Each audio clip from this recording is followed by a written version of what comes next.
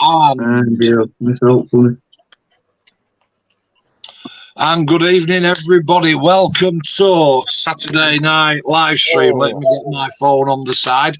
I hope I didn't send everybody dizzy there. Good evening, gentlemen. We are live. Please do not swear. So, let me just have a look. Now, I watched a right fascinating little YouTube type of Facebooky type video other day showing me, not just me, how to have two separate screens on my phone. So on my right hand side I've got us lot, and on my left hand side I've actually got Facebook Messenger. So I'm watching for Paul Patton to jump in because he is having a little bit of a problem. I says, have you clicked the link? He says, I've been in waiting room, it's kicked me out. I said, try again, and I've resent the link. Now if he tries again, I will see him show up on the right hand side of my phone. Other than that, he's not on at the moment. So let me just have a little look. So, right, introductions myself, you know, hopefully. In my top right-hand corner, I'm hoping it's the same on your screens, we've got Mr. Andy Norfolk. Hi, guys. I can't see Andy. Oh, I'm here, mate. I can see you. You come back. Tell new technology, excuse me. Andy the Rule Norfolk, and Andy tonight. So the club live stream tonight is going to be split into a couple of segments for you. I've invited the people along tonight, but it's not just for the fun and the games. I've asked them to do a little bit of research, if they would, and to talk about experience that they've had on places like RIAT, Doncaster Air Museum, the Tank Museum, Doncaster, places like that, because next year we've already ordered the minibus. We're going to Duxford Air Museum, aren't we, Mark Lid? We are, mate. Duxford, I've been several times. You've never been, have you, mate? No, Cocker, I have not. No. Really good day out. Since I've done all my information about RIAT and not Duxford, then don't worry about that. I'll cover that. I was hoping that we'd get somebody else on tonight actually to talk about the Duxford experience, but don't worry about it. Here we go. Whatever you want to know. Let me just introduce latecomer to the stream. Here he is, look, Mr. Paul Patton. So myself, Rue, the Andy Rufus Norfolk, top right-hand corner now is moved into Craig. Craig and boy. Good evening. Craigie boy. Good evening. Good evening, young man. How are you going? All right. All good. All good. Is that Minnie Lee got with him? Yeah. Roger's still here. He keeps disappearing in between eating ice creams, doesn't he? I'll tell you what I can do. I'm just going to give everybody a headache because I can now. Paul's joined. I can close that window off, make my window big, and then I can see what everybody's doing. So we've also got.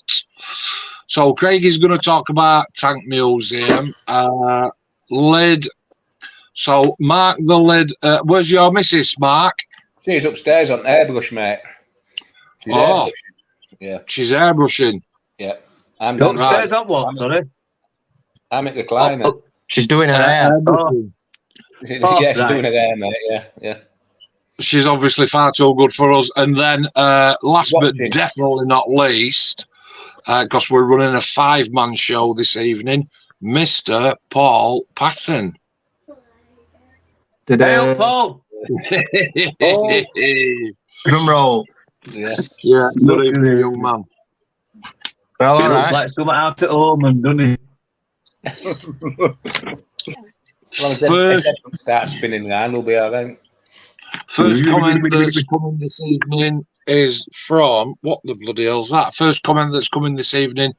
We've got 9 people watching at the minute, guys. Ange Little upstairs obviously says hi, and I say evening hall. House's modelling shed says hello, everyone. And Ange says here. Okay, so if you've got any comments, if you've watched the vlog today, if you haven't, what on earth are you doing here? You should be watching the vlog first and then coming on to the live stream so that you can see what it's all about. Where's my pen? Here it is. Busy club today at Club Paul Pat. Yeah. Well, wasn't it? Yeah. How many were there? 23, 23, mate. Outstanding. Good turnout for See, this if I'd time been of year, had to be in there, it'd only been 22. Well, we're calling it 23, Paul, but it was actually 22 and a half. So take it whichever way you want, mate.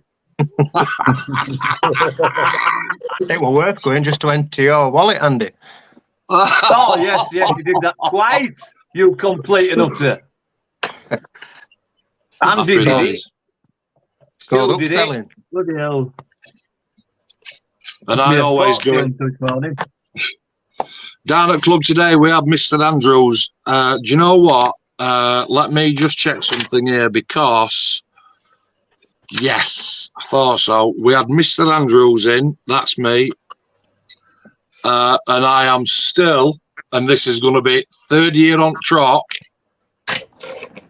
Do you know what I'm going to say? 100%. 100%. Yeah, mate. Are you? 100%. Yeah, mate. Mr. Chris Barlow in today. Nice to see young Chris.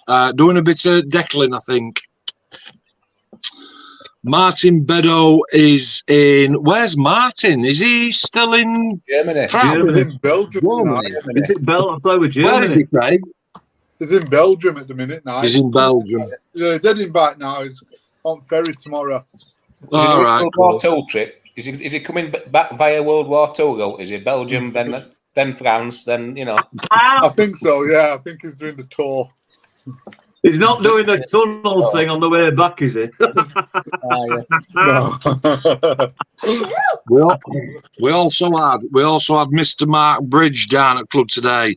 Good old Bridge, yeah. I haven't spent any time with Mark, but I was literally sat on his shoulder because Mark's been airbrushing his FGR, his Phantom.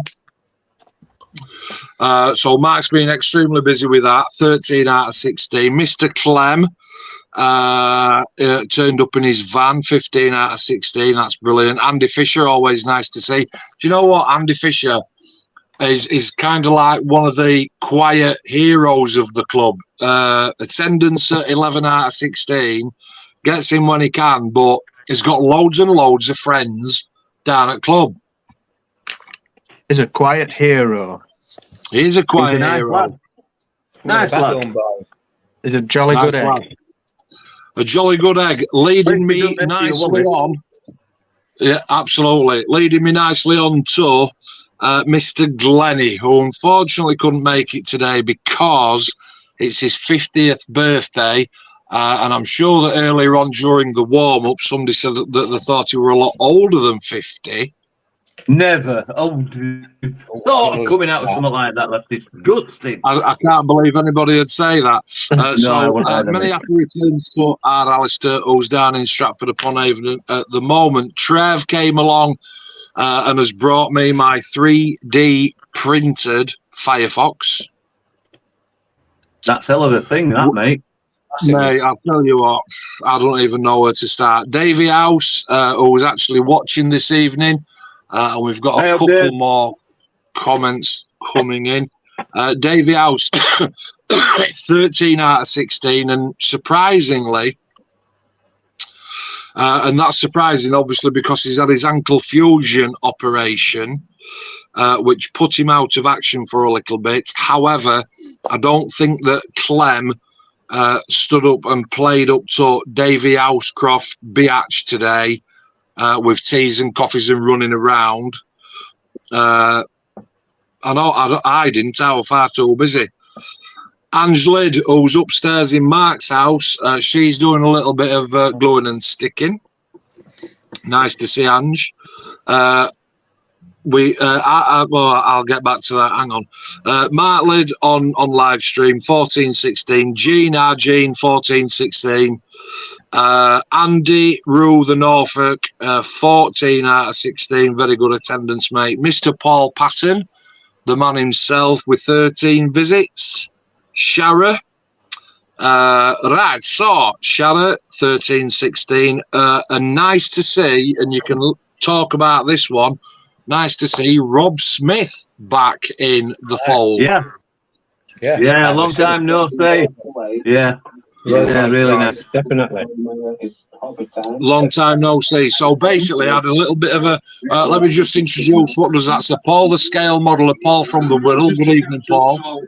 Tonight's topic of conversation, apart from club, is Arnold, because it's something that I'm starting to like. Craigie, I'm going to make you. Who's watching the video? The same question. What's he doing? Turn it off your bonehead.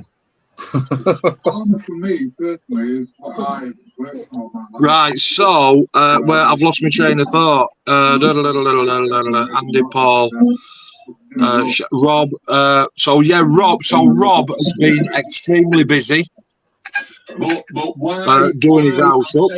Because we all know we've got aircraft, boats, ships, cars. What's happening? Going on. It's Radders, he's got YouTube going, but he doesn't realise. Trying to build. Look at YouTube in his face. Paul, turn YouTube off. No, what's happened there is, can you see underneath in that bottom corner where it says my name? Yeah. Yeah, Gaffer, I've turned his microphone off. All right, okay. Okie dokie. So Craigie 11 out of 16. Alan Stringer 11 out of 16. Nice to see Alan back again today. Simon on 10. Mark Wilson, obviously with the busty figures, 12. Derek, do you know what? Derek's been a bit of a dark horse for me. Derek 13 out of 16 now. And when he first started coming, I've got to admit, I didn't think that he'd be as regular as what he has been. It's quiet. He just gets on with it. Very much so. And then finally, Barry, who actually lives in Badsworth, the place where we've moved from. And Barry, have you seen what Barry's building, Paul Patton? Is it that Spitfire? Yeah. How's he getting on with that? He's currently doing the colour call outs, swapping the Humbrol colours. Sorry, I'm trying to kill myself. Swapping the Humbrol colours in the pamphlet for Tamiya colours, mate. So has he built the kit then? Is he ready for painting? No, definitely not. Definitely not. I was going to say, is it like some kind of model ninja something? Coming back to the comments, house is modelling shed. I wasn't asleep. I was just resting my eyes. Go for it painting says hello, to which we all reply. Hello. Oh, go for it painting. Ange says that she's decided to go and stick. And James says, good evening, gents, and good evening to you. It's a lot more interesting. And when I did that... Right, everybody shush.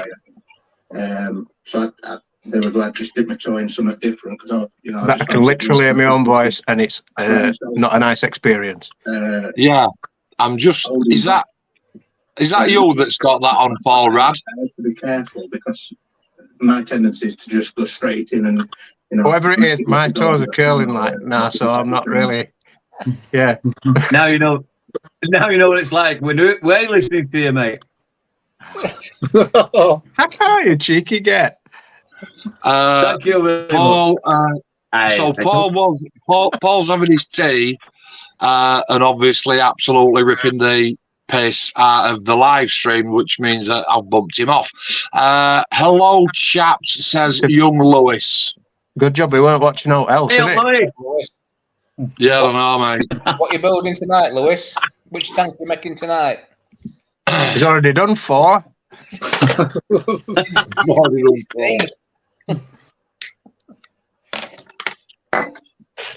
He's a nice lad. Right, I've okay. a lot of time for that kid. I really have.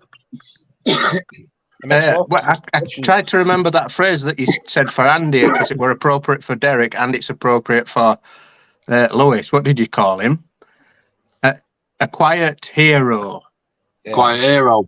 Quiet hero. Yeah, he is. Yeah. Yeah, it made me laugh when he was trying to go. Well, he was buying stuff off Sean this morning, and he was going, "Oh, I don't know." I said, "I'll have a word with mother," and he just went, "Yes, I did," and just went and bought it anyhow. Bless his cotton socks. So yeah, he makes me laugh. He's a good lad. I like him. I have a lot of time for him. Happy days. Graham, making the trip again. I keep emphasising that again. All the way from Cleethorpes, and I said to Mark, how far is that from you? And he said, oh, it's still another 30 mile away from me. And I said to Graham, what's your trip on that then, Graham? Is it 100 mile? And he went, no, it's only 66. 66 mile, yeah. I think it's 20. One way. Cleethorpes is it's 20 mile for me, straight down motorway. Yeah. Grimsby on Cleethorpes, about 20 mile. But worth his visit because... Go on. Yeah. No, I'm just going to say, if he keeps following motorway and his foot wheels get wet, that's where he is. So, yeah.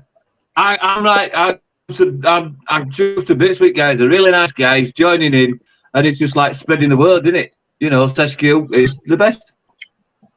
Absolutely. There you go. There you go. There's no boundaries, is there? Hey? Paul's dropped off. But a good visit as well from Graham because he brought a couple of dioramas in. And as we all know, we run the competition through Sean at SGS, who isn't a judge. It's like what I said down at club. So Sean's not a judge. He picks... With Sean, it's like, I like that one. Why? Because it's pink. Well, I like that one. Why? Because bloke's got his hands up. So it's not a competition as such. It's just the one that Sean prefers on the day. And he did actually pick Graham's. Is it a World War II bit of a diorama or a one? One weren't it? With that trench. Trench. Yes, mate. Yeah. Which is now made Sesco Club banner, and also we had Dale in. Dale's the chap I work with, and I'm hoping he's watching tonight, because if he's not, I'll kick his head in. SGS models in as discussed, and then airbrushing. So I said earlier on on the Facebook group, I wished I could literally slice myself in 4, because I had 4 jobs that I wanted to do today, and I've done 1, 2. I've done 2. I think I was number 4. You were no, you were actually number 2, but I run out of time to fit you in. Unbelievable. I know, mate. I know.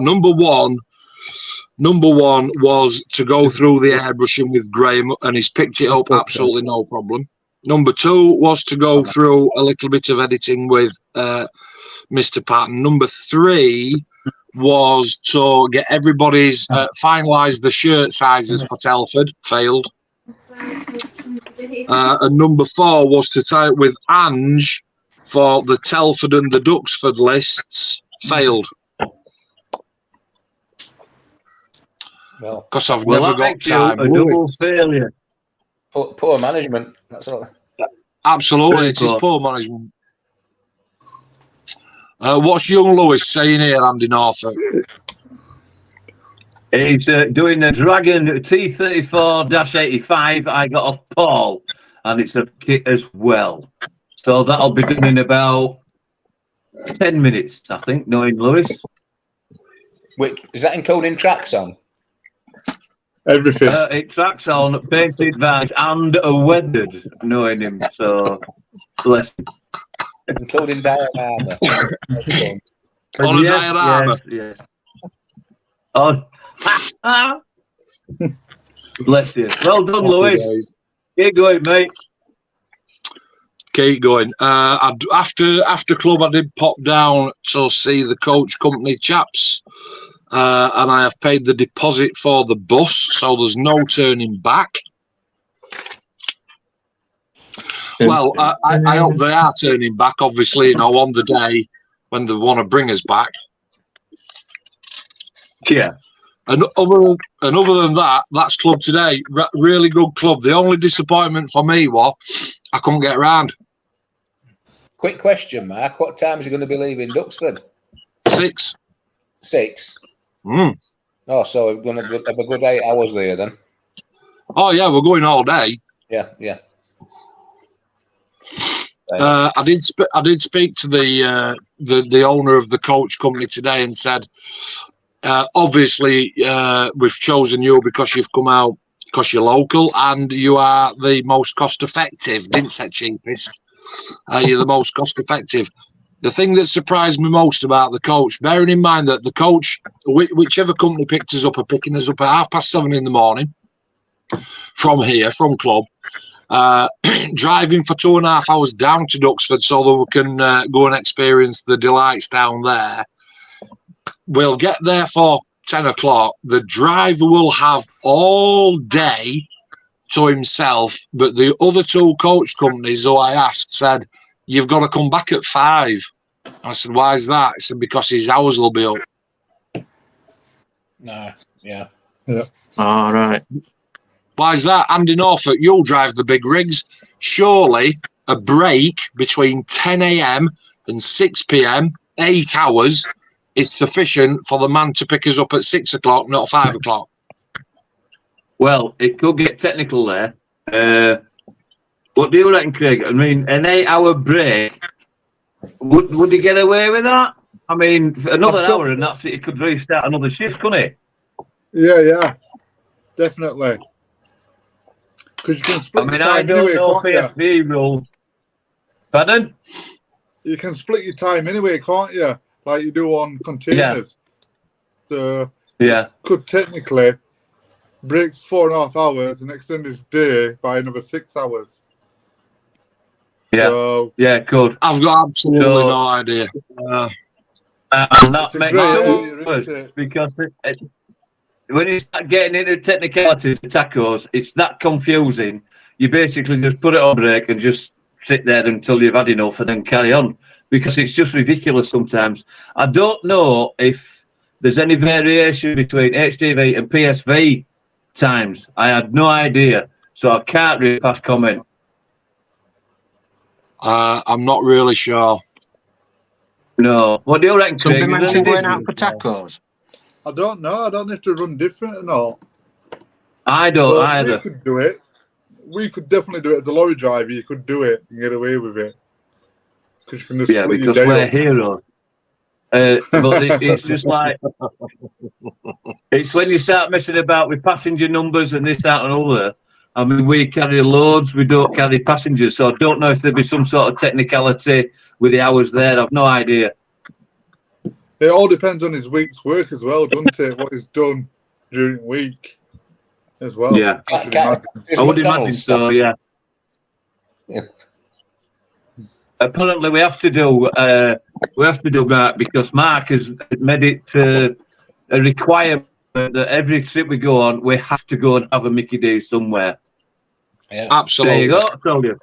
Seal of approval. It's the law. It's actually the law. The law in every county we go through. Yeah, absolutely. Absolutely. Gene Man says 7:30, Ange. 7:30, Ange, from Gene Man. Pick up time. That's yes. Yeah. Okay. That's Gene, my Gene. She's reposing. Is that your Gene? After a bath. Yeah, she's reposing after a bath. All right. Okay. Gene. Okay. Yes. And Mark, right. To clarify, yes. Mark, are they still picking from Hemsworth, not club? Yes. Yeah, I'm just obviously for people who are watching, I'm just saying club. Okay, mate. Yeah. So that is basically club today. Didn't get round and do everything. Didn't finish the shirts off. Didn't update my lists. But good numbers, good bonus balls sold. And happy days. Right, so the reason that I've asked you guys to come on tonight, Angela Little, red face, heart shape. So the reason that I've asked you guys to come on tonight is I want you all to talk about, we're going to Duxford next May, on May the 11th. And we've organised a bus, which is extremely expensive. And because there's more than 15 of us going, we are getting a discounted price in to Duxford. So I just thought, while I were organising that last week, where else could people go to have half a day or a day out up and down the country that's not extremely expensive? And what can they expect when they get there? So let's start. I'm going to start with the rooster, and I think I might have just knocked him off. Let me just have a look here. No, hang on a minute. I've added him back to the stream. It's coming. It's because I'm using my big fat finger, look, not my mouse. There he is. He's back on. So, hello. Yes, I know, mate. Do you know what? I'm going to plug my mouse back in because. Right, let me just have a look here. I've got a lot more control with this. A lot more. So, Andy Norfolk. Yes, sir. I'm still here. What are you going to talk to us about tonight? Right, what I'm going to talk about is a very local museum, Doncaster Air Museum. Now, it's one that I found by mistake a number of years ago. Not mistake, by accident. It's actually just outside the centre of Doncaster. You wouldn't believe where it is. It's in an industrial estate. No runway, no major buildings as such, as in aircraft or anything like that. But it's a great little place. Little's belittling it, actually. I enjoy going around of it. It's the South Yorkshire Aircraft Museum, Dakota Way, Ashbourne Road at Doncaster. Apparently it was an air station many years ago, and it was the site of the first air show in 1901, would you believe? Now, it has a varied collection of exhibits, mainly undercover. I think I'm safe in saying that. There's a lot outside. There's a list as long as your arm of the stuff they've got. They've got the Vulcan cockpit, which is on my list somewhere, that has been refurbed last time I saw it. It's undercover, but it's not, the XL388 cockpit. There are various Canberra's cockpits. They're ready to view, which coincidentally is happening this weekend, where they're having various open cockpits where you can go in and see this, that, and other. Inside the museum, there's all sorts of aircraft and engines, cutaway engines, flight simulators, that sort of thing. And to see how small it is, absolutely superb. And the people there are extremely well. I was just getting to that. Adults $7.50 a piece. Children under 16 are £4. Concessions £6.50 over 60 years old. Families, 2 adults, 3 children, £18. Kids under 5, free.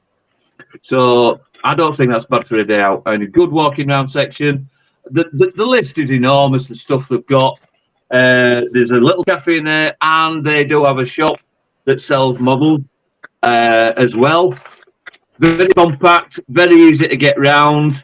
The exhibits are displayed I mean, that's just one sheet of the exhibits they've got. So you can tell there's a lot of things there to see. The staff are extremely helpful. And you could wish for a better place to go. And to say it's so close to Doncaster, you could make a morning there and then somewhere. It's near the View. If anybody knows Doncaster, I'm sure it's near the View. There's a lake there. You can take the kids for a walk and throw them into pond or whatever. But I highly recommend it. It's very good, very well set out. I can't recommend it enough. It's a brilliant place to go. And to say it's so close to the centre of Doncaster, it's unbelievable. It's brilliant. When you arrive, you think, oh, where's this? You turn a corner, and there it is. Fantastic. Cool. Right. So now I do believe there's a shop there in the Andy. Yes, mate. I did mention there is a shop.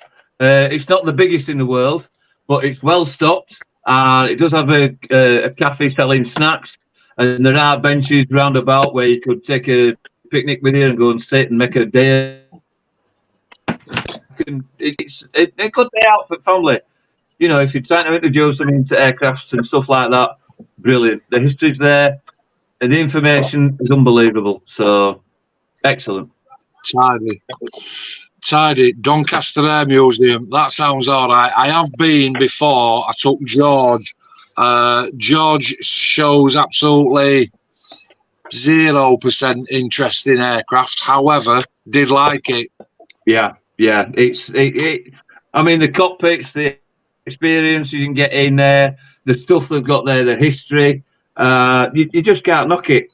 If anybody's interested in going, I will give you these 2 bits of information. Yes, please. Sat nav is DN4 7NW. The 3 word, that's struck, pines, lifted. Struck, pines, lifted will get you.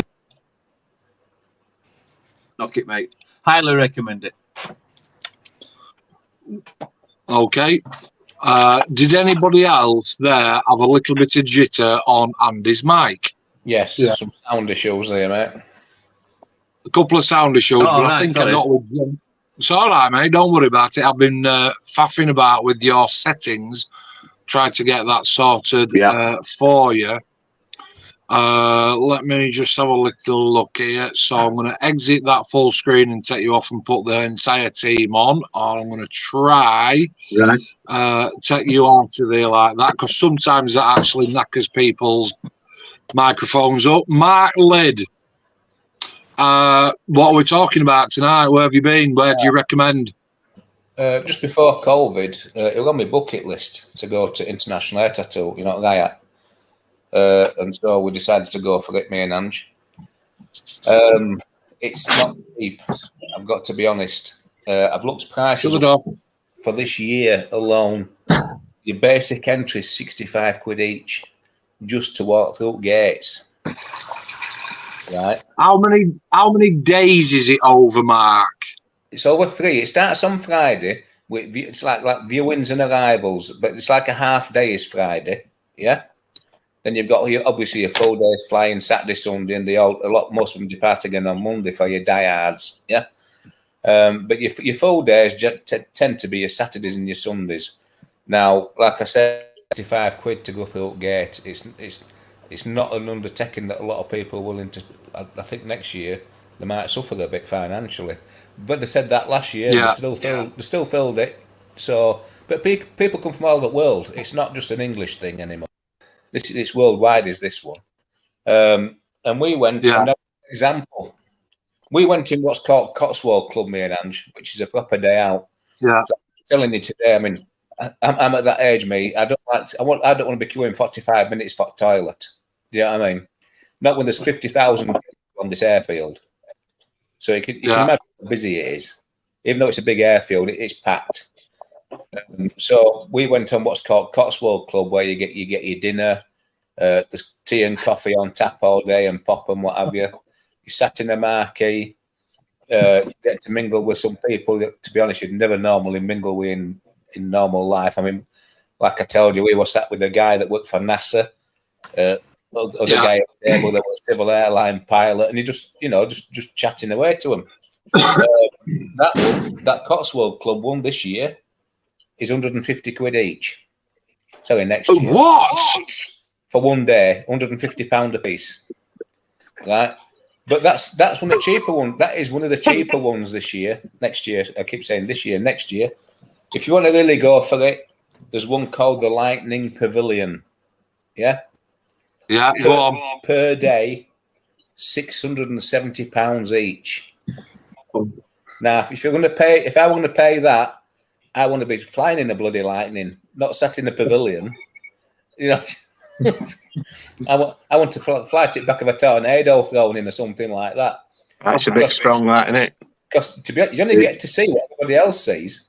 Do you know what I mean? Once they're up in air, they're up in air. You know, it's like a firework. There's no point being sat up front. You might be better off sometimes being sat back. You get to see more. Yeah, you're right there, Mark. Yeah. Do you know what I mean? It's a brilliant day out. There's no museum side to anything like that. You've got your usual air display stalls, etc. You know what I mean? That type of thing. Shops, all that kind of stuff. You can get any book, any kit, any bit of paraphernalia you want. You know what I mean? As long as you want to pay for it. But but the display itself, to be honest, I thought it was brilliant. It really was a brilliant day out. We were shattered at the end of it. It's a long day. I mean, you're in there at 9 o'clock in the morning, if not earlier. And I think me and Ange, we tried to leave late, and we didn't go back to the car till about 7 o'clock, and we're still about 3 hours queuing to get out, which is that makes it for a long day because the organisation left a lot to be desired than when we went. Yeah, that's putting it politely because I'm on internet. Do you know what I mean? At the time, I was saying things a lot worse. Especially when just a question for guys. When I've experienced it with motorsport and this, that, and other, and whatever, but they seem more organised getting you in. And then basically, when it's all over and under, it's a free for all. Just exits there, help yourself. There seems to a lot of these events. It's like that. It was a bunch getting in. Was a doggle, mate. It really was. Yeah. You were in, parked up, no problem. Getting out, it was like just bottlenecks everywhere. And there were a bunch of kids in IVs, which weren't really fair on these. They'd got no authority whatsoever.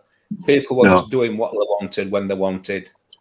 I mean, best one like me and Angie ever saw. I can't remember exactly where the display was. It was an RAF. I don't know what warrant officer. Angie will put me wrong if I'm wrong on this one. Like it, people he sorted them out. He went to the front at queue and he was bollocking them and left, right, and centre. He didn't care. He was a big lad. Nobody going to argue with him. He sorted them out. Because people were just being stupid, impatient, but stupid as well.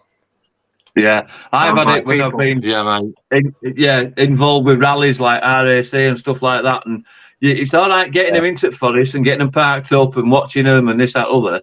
You can't just leave them to find their own way out. They have to be told. The general public are sometimes just like sheep. Somebody will set off and everybody will follow them. And that's what causes bottlenecks. If you can sit, blend or whatever to get somebody out.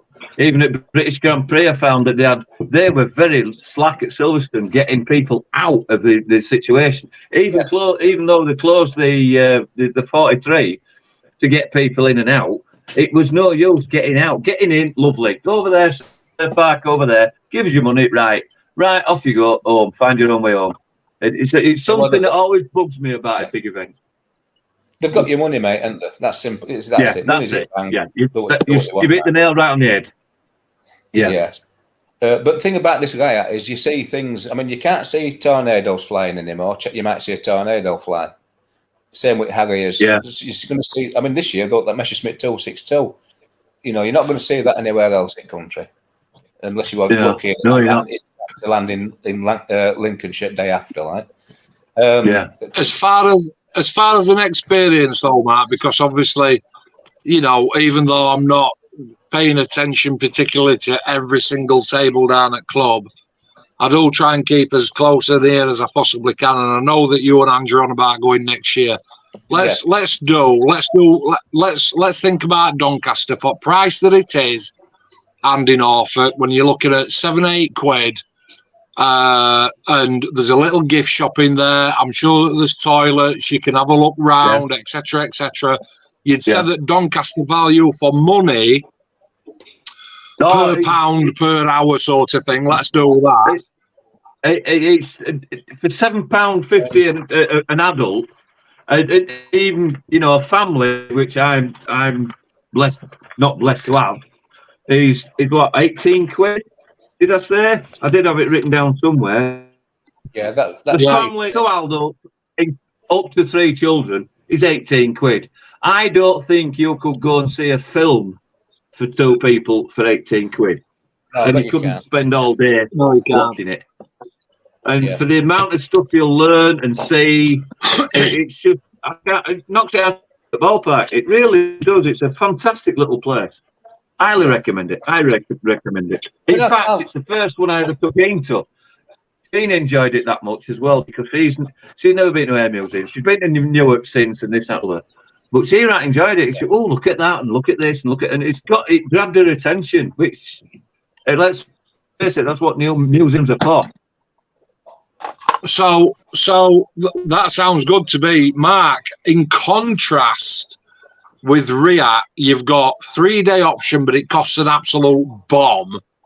If you want to go for 3 days to RIAT, you're going to want, for what we did, you're going to want £500 a piece. And then I know what's coming next. When we're talking about, you know, for want of a better word, sometimes when we go to an event like that, you know, we're Yorkshire, aren't we? East Yorkshire, North Yorkshire. We'll take a pack up, but 9 times out of 10, that smell from that burger van, it just gets all too much. And look at you smiling.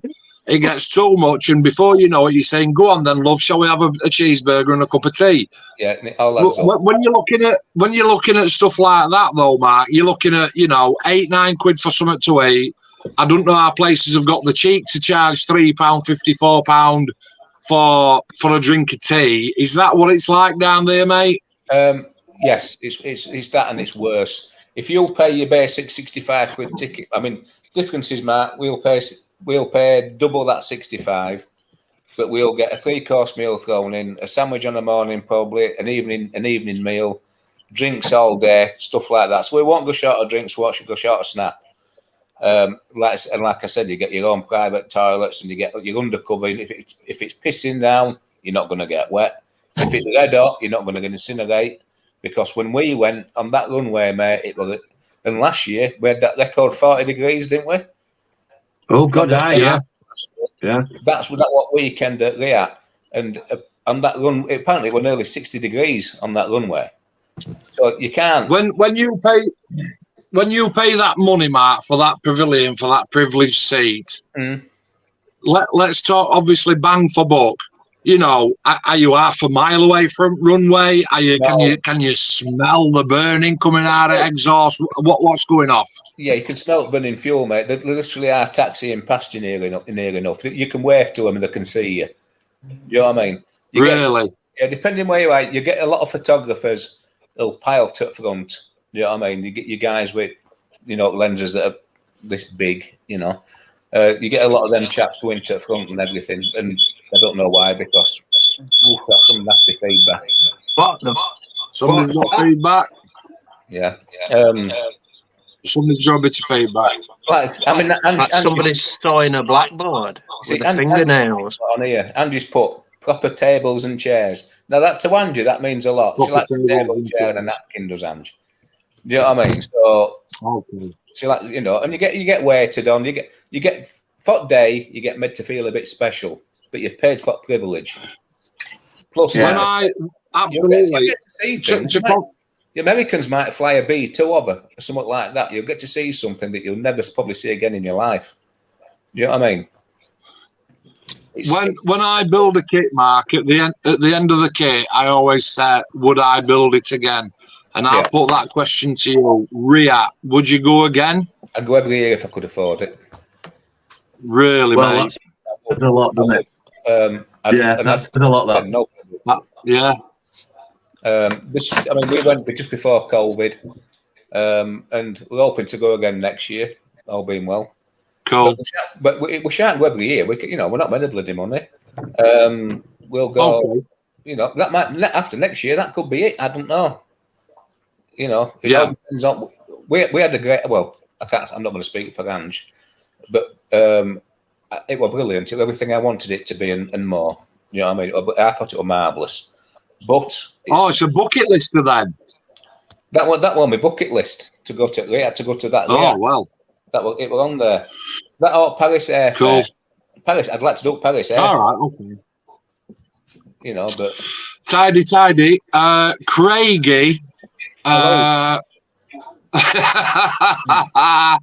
Craigie. Craigie Stinson. Craig, you've just been somewhere. I'm going to put you on full screen. Craig, tell everybody where you've been, what it's all about. I've just come back from the Tank Museum, which is down in Dorset, in the Bovington Garrison for the Royal Armoured Corps. It's the biggest tank museum in the world. There's nothing compares to this place. It's phenomenal. There's so much armour. It's unreal. So how much is it in then, Craig? For how did you go in? Let's start there. Who did you go in? I went with my missus and Logan. And that cost us £45. But is that for one day? No, that's for a year. For a year? For a year. Wow. Once you bought now you're talking. One ticket will get you in for 1 year. How come you come back then? Yeah, so I know, I need to go back down there. I'd still be there. But yeah, once you bought a ticket, it lasts 12 months.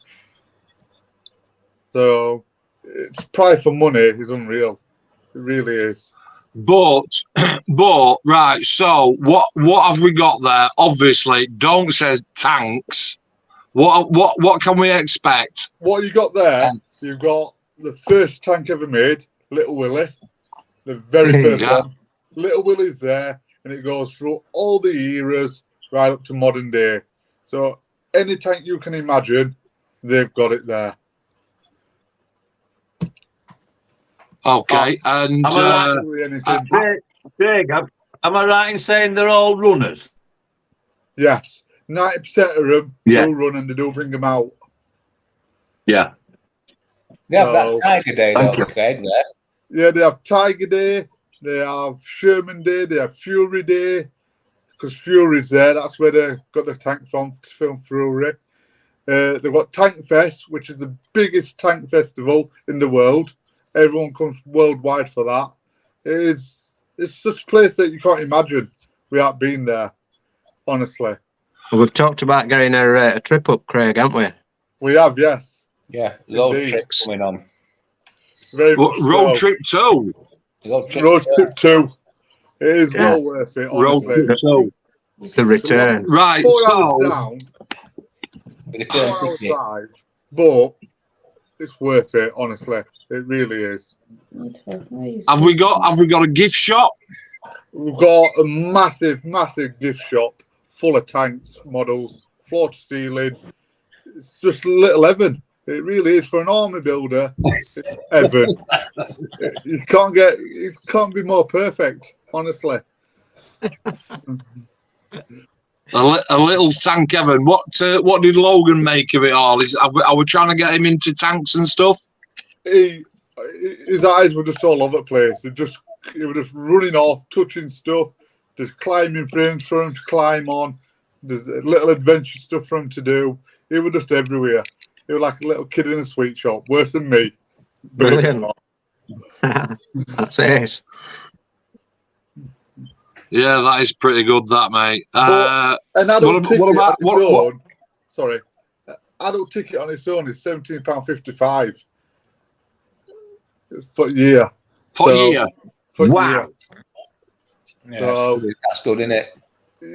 I suppose if you're into it, I mean, I know. Young Lewis has put a comment on there saying Tank Museum Bovington with 10 exclamation marks on and cracking place.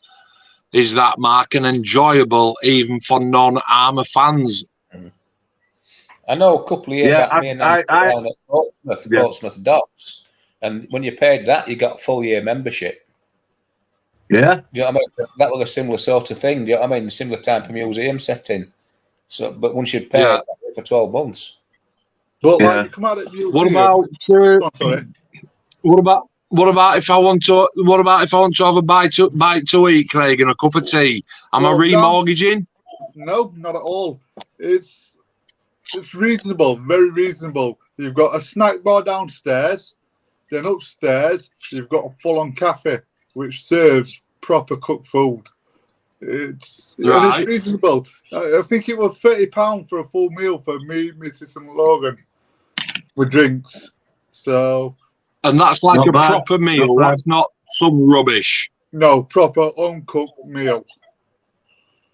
So the catering for the army as well, because the army go in there for their dinner. They come across from the camp and have their dinner in there as well. So it's good scram. Okay. Well and truly. Sounds good. Sounds good to me.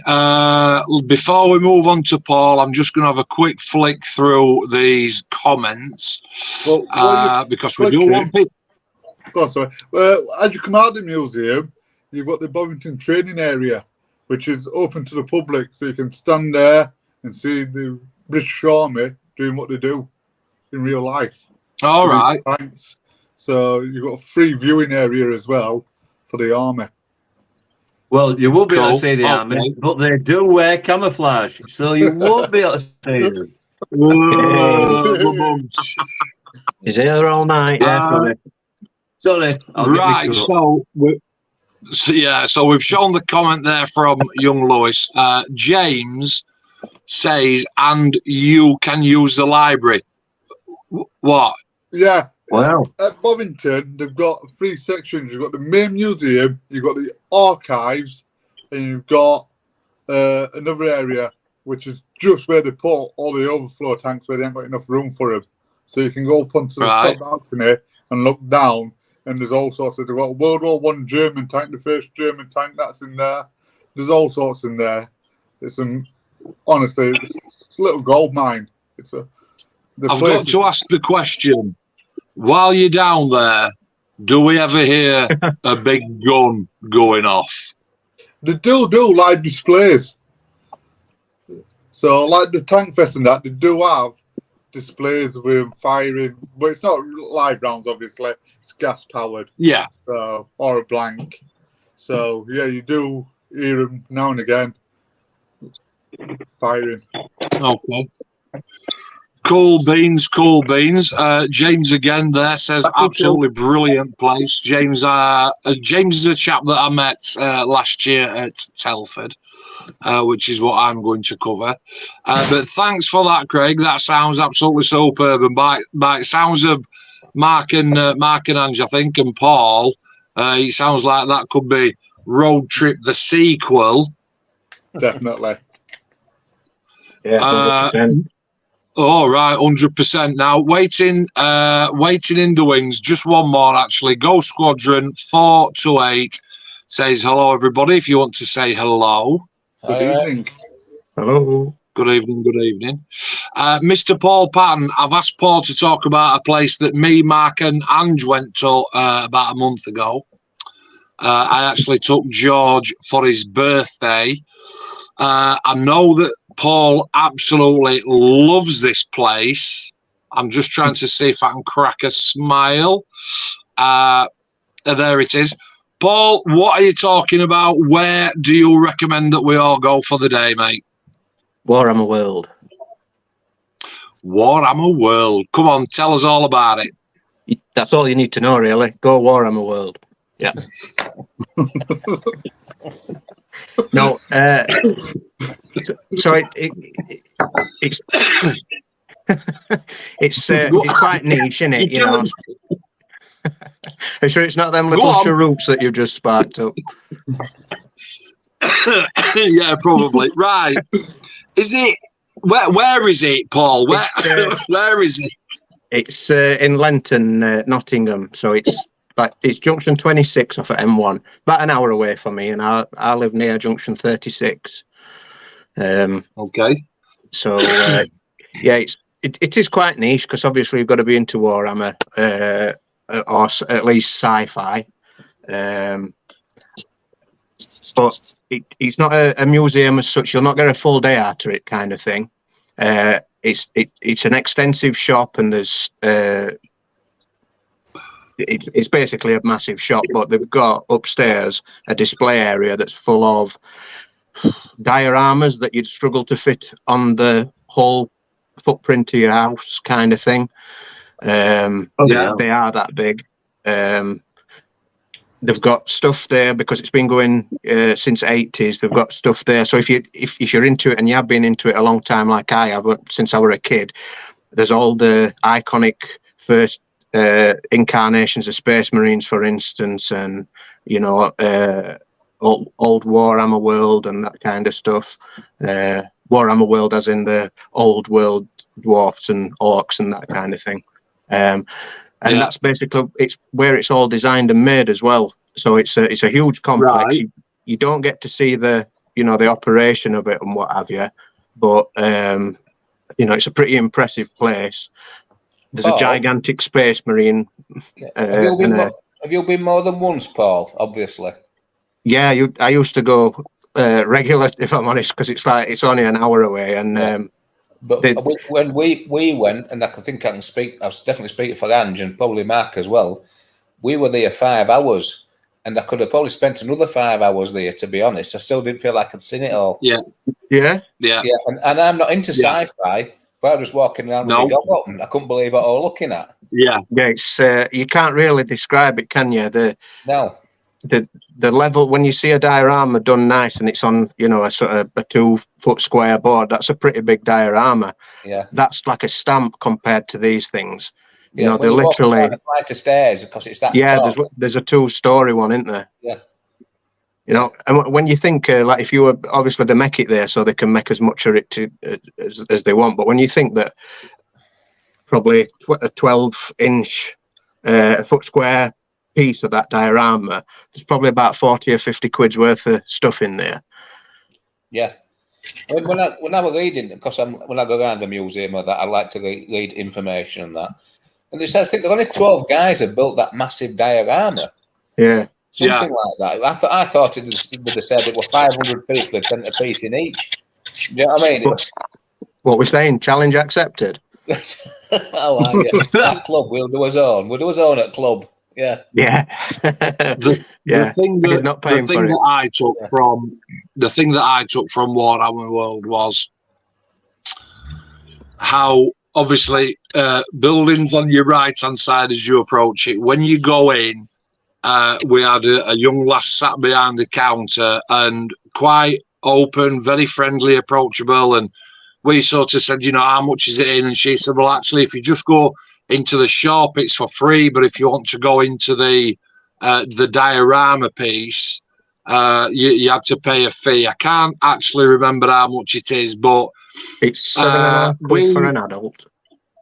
It's a £5 for kids over 11. Under 11s are free, but they do a family ticket, which is 2 adults, 2 kids, which for 20 quid. All right, cool. Did you go to Bugman's, the food place, the bar? Yeah. Yes. We had cake.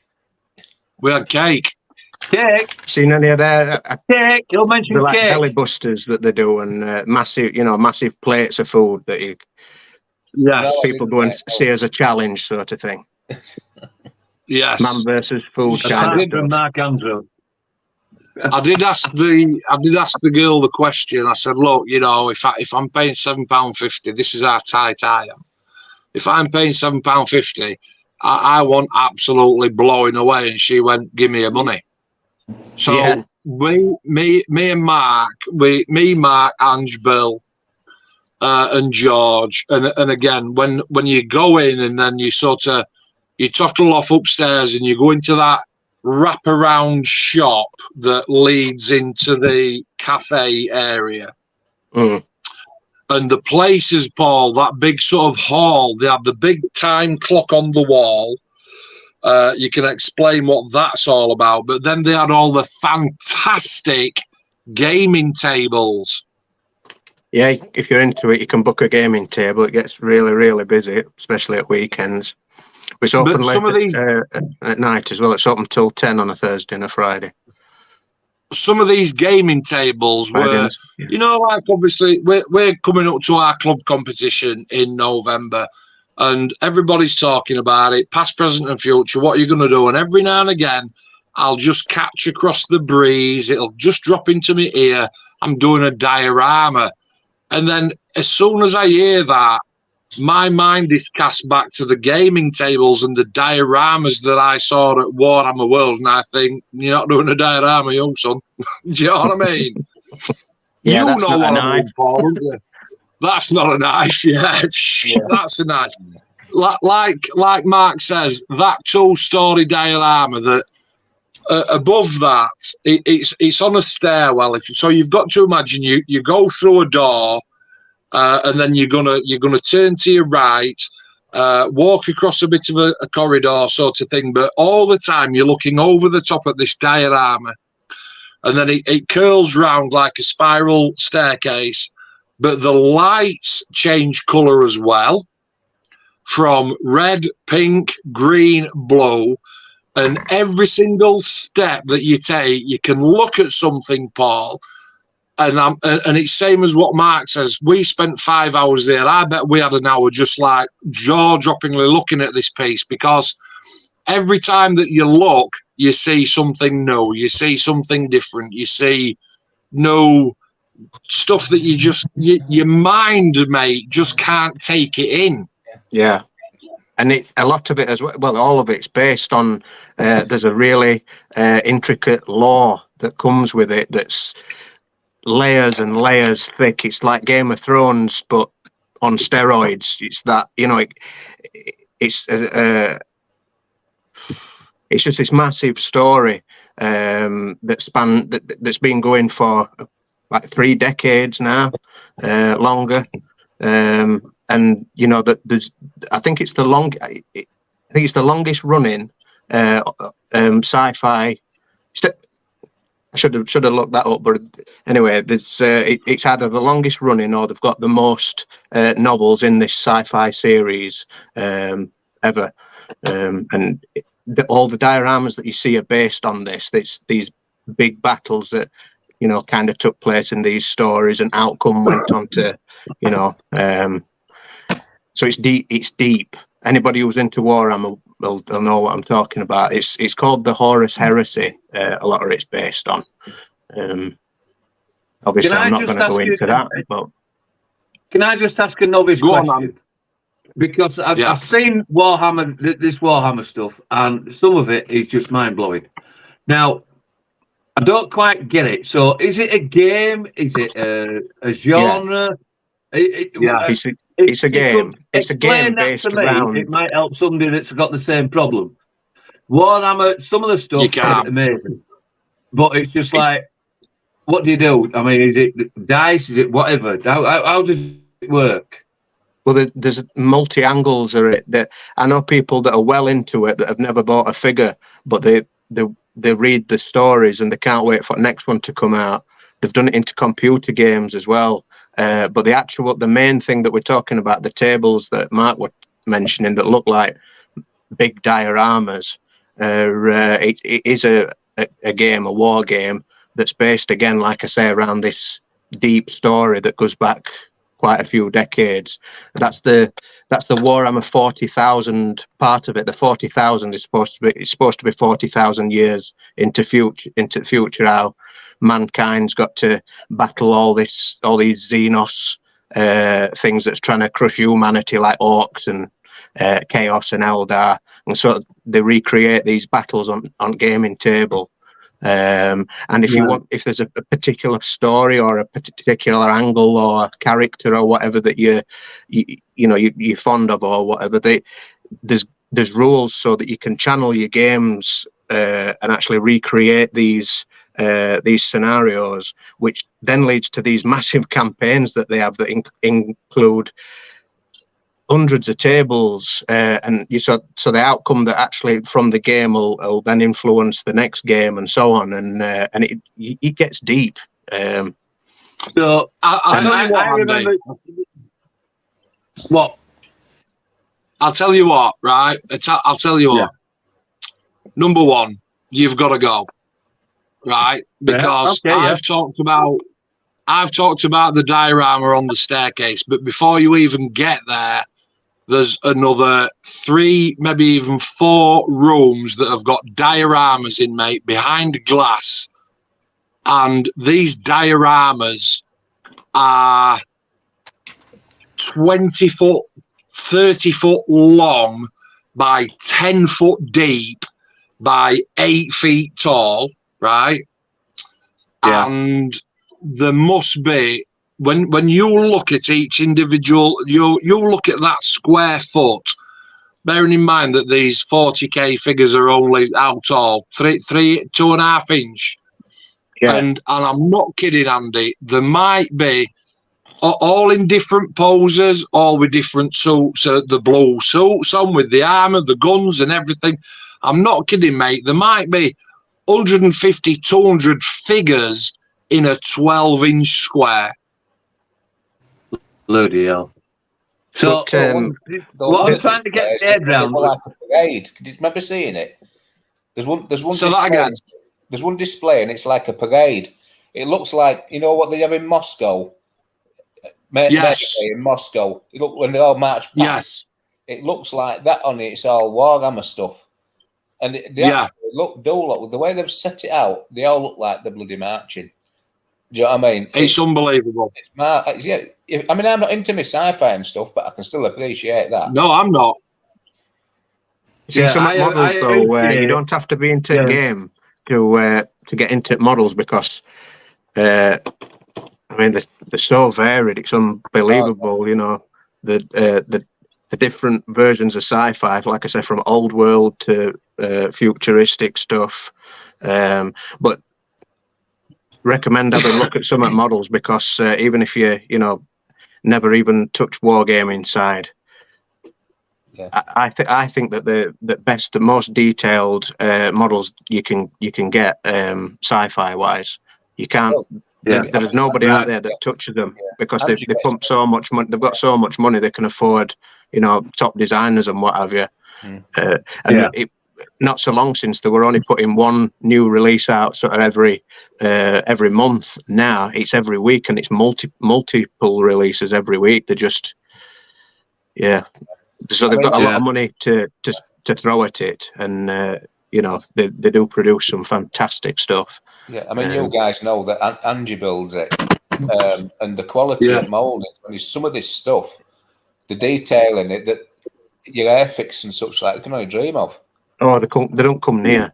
Do you know what I mean? The detail these guys put in this injection moulding. Oh, Leicester World's got a long way to catch up with these guys. Yeah. The painters models a lot of them as well. Yeah. I mean, but especially the other thing as well. So like this big. Two more things that really. I mean, it's only a month since that. When did we go? We went in July, didn't we, for George's birthday? Yeah. The other two things that stick out in my mind. Number one is we wore our club shirts to go down because why wouldn't you? And we got chatting to one lad, Mark, behind the counter in the shop, and all the kits that are on sale are in a white plain box with just one word on it. And and all those kits have actually been built. And now I'm talking about, I'm going to use the term loosely, spaceships, rockets, futuristic aircraft, that type of thing. Figures that have got so many different options for what guns they carry, what armament they carry. And we were chatting to this lad, and he says, "Oh, you know, I can see you've all got same shirts on. What do you all do?" And we're from Sesco and Emsworth Community Scale Model Club, and we've all got his phones out, showing him Spitfires and Tornadoes like he showed absolutely any interest whatsoever. But we were talking about the comparison of the prices of the kits, and me and Mark, we sort of sidled away a little bit and started hammering Google and typing in these words. When you were looking at a 1 in 24 Airfix Spitfire at 80 quid, a 1 in 32 Italieri Tornado at 130 quid, and then you said to the bloke, "How much is that one there then, mate?" And Mark, can you remember how much he were quoting on some of those spaceships, mate? Well, the Titan figures were 1,600 quid. What? What? Shut up. But let's just put that into context, though. That Paul, I'm not taking. Go on, Paul. Let's let Paul have his moment. Let's Paul have his centre stage. Yeah, it's all right saying that, and they are very expensive. But what you're talking about there is an Airfix kit or whatever, and the model that you're talking about is the same size as a small child, and it's made out of solid resin. Yeah. Wow. So there's a little bit of a difference in comparison, but when you said white boxes were one name on, that's Forge World, and what that is, it's Warhammer's expensive as it is. Everybody knows that. Forge World is like basically the gentleman's choice. It's open to another level. It's all resin as well, which is notoriously expensive. To be honest, quality wise, there's a lot better companies doing it for cheaper. And they are going to have to do something different with it, which they are doing, because they're transferring a lot of those kits now into plastic. So not historically speaking, you could basically say that if you are buying a Forge World version or a Warhammer kit, double it. Right. Which funnels it down a lot more. But the things like the big robots, which are called Imperial Knights, they're now coming in, and a lot of the tanks are coming in plastic kits, which are, still expensive, but they're a fraction of price. So it's you can only buy from that shop there, Forge World, and online. They don't stock it in any other Warhammer shops. Right. It's just it's another angle of the company, you see. The thing is, though, Paul, regardless of how much, well, not regardless of how much it is, but let's put that money aspect to one side.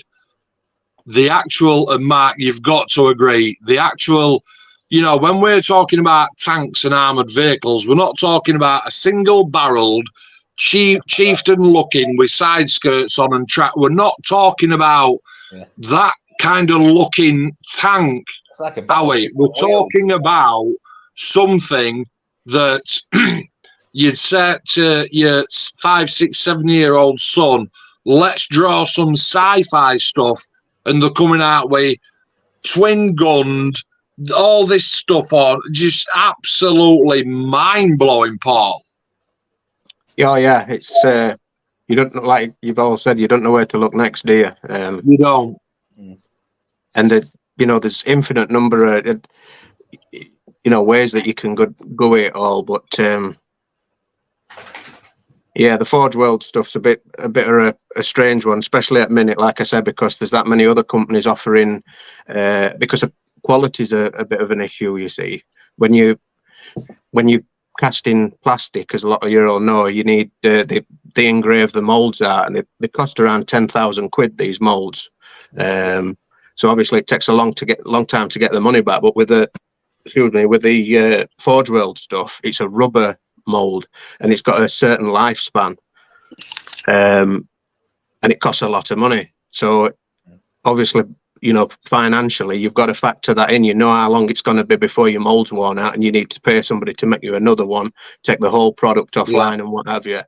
It's complicated, but with technology now, like I said, they are changing a few things, but quite a bit of the range has been discontinued for reasons I've already mentioned.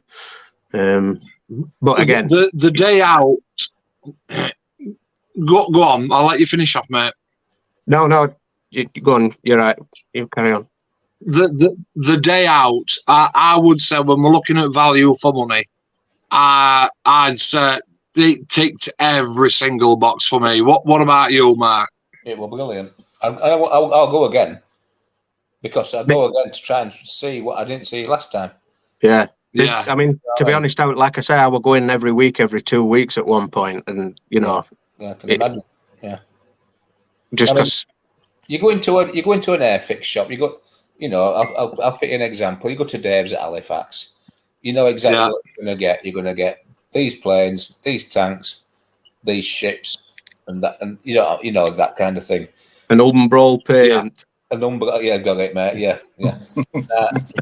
You'll go to this Warhammer world, and it's just like straight from it's like there's so many different things. Even because it's imagination, isn't it? None of it exists, so you can do what you want with your imagination. It's endless. Yeah. Would we? Let's. I think because I'm going to talk about Telford next. We've covered Doncaster Air Museum. Highly recommended from Andy. Would you go again? And we said yes. Would you recommend it? Yeah, definitely. Yeah. So if you're still watching live stream or if you're going to watch it after, leave us your comments. Tell us if you've ever been or your experiences there. Craig has been down to the Tank Museum. Absolutely loved it. But you were a mechanic in the army though, Craig, weren't you? Yeah. So obviously you form bonds with the mechanical apparatus that you're doing, that you're used to working on. Paul used to be a space marine in a previous life, so obviously loves his Warhammer world. Paul, highly recommended, mate. Oh yeah, 100%. Like you said, value for money. You're going to be blown away. So if you're into models, even not necessarily sci-fi, you'll enjoy it, I'm sure. Just you wallet might afterwards, though. Very much so. Very much so. Just to so we're talking. So we've agreed so far on all the places and RIAT as well. I think pound for gram. It is a toss up between buying a kit at Warhammer World or going to RIAT and sitting outside of King Charles for 3 days. Yeah. But highly recommended on the Warhammer World. Even the food was absolutely spot on. Toilets are, but that's a big thing for us, Mark, when we get older, because when you get older, you're boxed in for a piss all the time. So, so highly recommended there. And then mine is Telford. I'm going to ask myself and answer my own questions, I suppose. What's Telford all about? Well, we've got people that are watching live stream. So if you've never been, let's take it, because 1, 2, 3, 4, we're all going this year, aren't we? All of us. Yeah. We're all going. We're doing the 2-day. So number one. Where is it? It's down south, somewhere in between, right down south and middle of country, I do believe. How much is it in? You can't pay on the door. You've got to pre-book, and obviously that's so that they can cater for how many people are going to come in. However, there is the thing called the IPMS, which a lot of people know about. And a lot of people like myself do join IPMS in August, so that we can get into Telford for free on both days. And this year we are doing both days for free, because we are going for both days. Is it too late? And is August cut-off point? No. You're still in time, mate, but I would say crack on.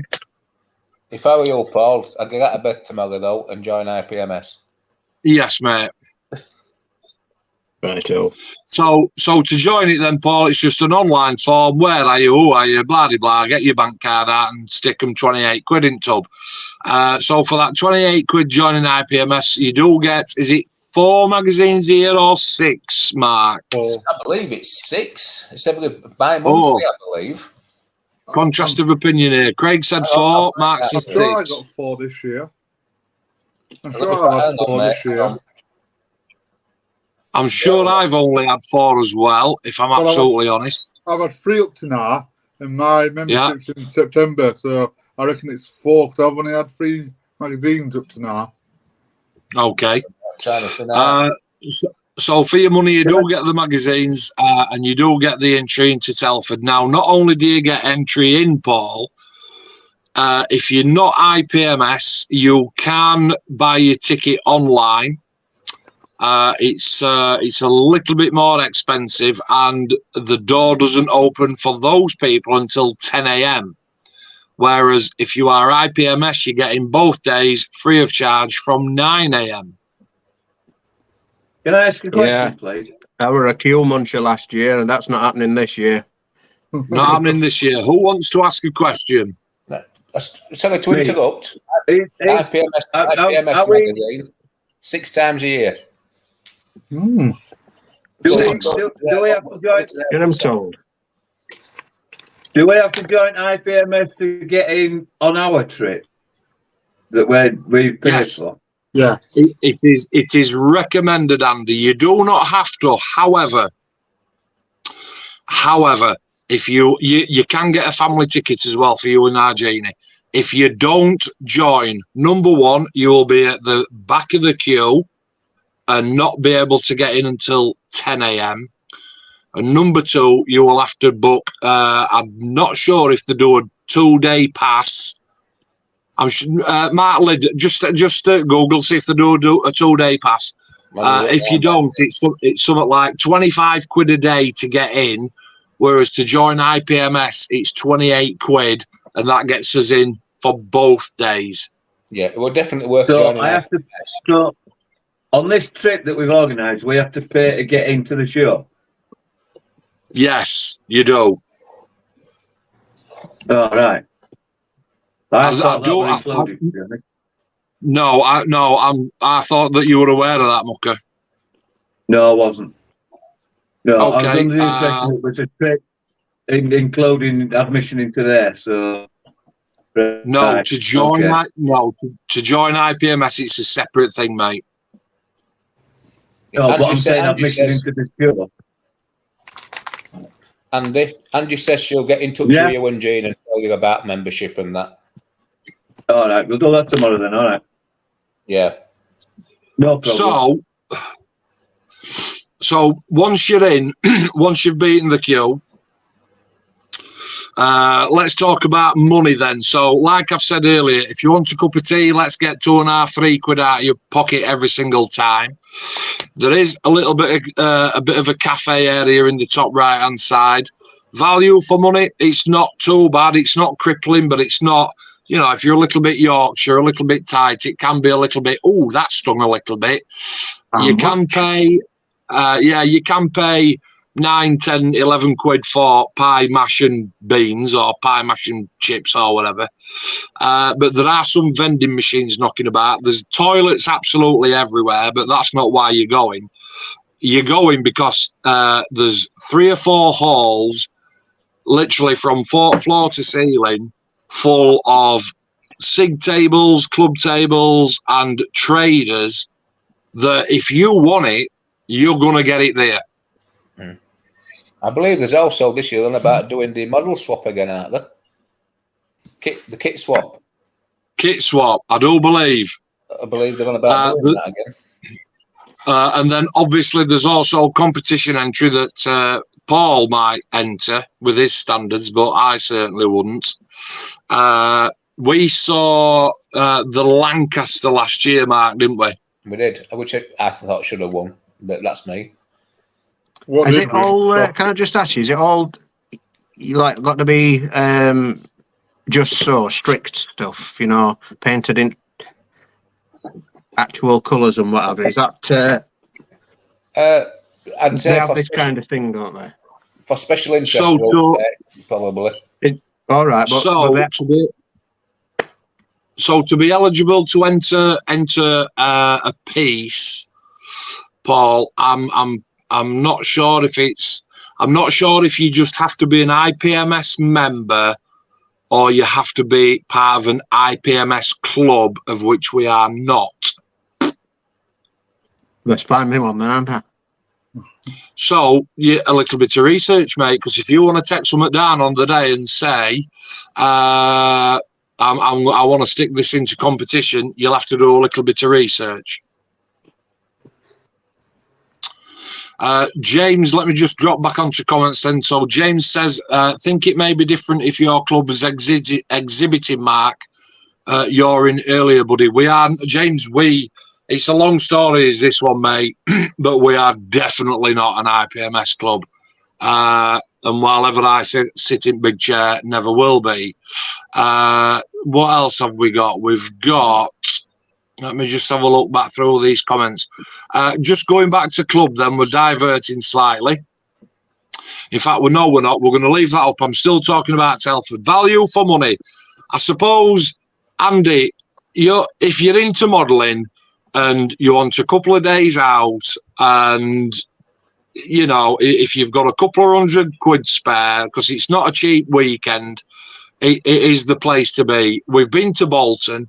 We've been to Halifax, we've been to Huddersfield, we've been up to that one on way to York, wherever that one is, in that cricket pavilion, which is absolutely shan't. Just quick question, Andy. Have you done Telford before?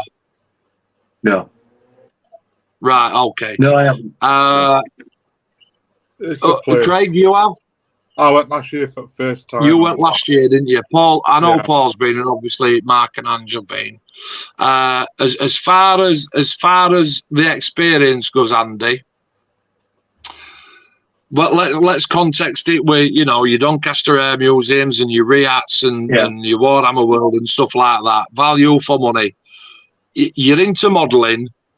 You like to look at people's work for inspiration and to go, Jesus Christ, look at that, and spend time and talk to people like us that model because it's a favourite hobby. And then when you turn around and there's, you know, literally hundreds upon hundreds upon hundreds of traders selling, I'm going to look at my piece now, from paintbrushes, thinners, microset, extreme, Tamiya's, MRPs, Valeos, Umbra, absolutely, you name it. You name it, you'll get it. I'm not going to talk about the prices because obviously some people put the prices up slightly for shows, some people put them down. Once we've done day one of the things that we're looking forward to the most is we're all going out for dinner. And then we're going to get up again on Sunday and do it all again, I do believe. But as far as value for money is concerned, mate, I know that you have got to join IPMS, but I will catch up with you individually, personally, on the Sunday, and I will go yes or no. And I will be very surprised if you went, nah, mate. Very surprised. Well, I would not for me, this. I was talking to Andy about it today, and the way me and Jean are going to do it, because and she won't be embarrassed me about me saying it, but Jean hasn't been anywhere. So what we were going to do is go down to Telford, enjoy the modelling thing, and probably, you know, and then take something else in while we're down there. I think Iron Bridge, I'm sure Iron Bridge isn't so far off. So we can do everything, go down with the mates, have a good laugh, and go and see something as well. So, yeah, I'm looking forward to it, you know. So, yeah. I'll talk to. I'll probably do the IPMS thing tomorrow. When we went to Halifax last Christmas, as part of club shopping day, and I was sort of vlogging and walking around filming, and I came up to you and Jean at one point, and Jean's got 3 phantoms in her hand. You've got nothing in your left hand, but your wallet in your right hand. And I'm absolutely ripping. Absolutely, mate. I don't forget shit like that, and I'm ripping the piss. When you go down, mate, I'm not kidding. I'm going down this year, and everybody knows I'm looking for armour. But it's literally, you will be transported back to when you are such an innocent 4-year-old child mind, like unbelievable. You don't even know where to start, and it does take. Yeah. We've done it in a day. And you can appreciate what you see. Right. You do it in 2 days, and you're going to get to enjoy it all the more. Yeah. One day, we'll take it how we find it. Because obviously, you know, James, not the quickest round, and sometimes he gets very tired.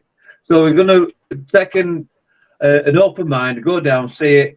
I think Jane's getting a bit of a list together. And since me and you talked, Mark, I think I'm getting a bit of a list together of trucks that I never even thought about. Yeah.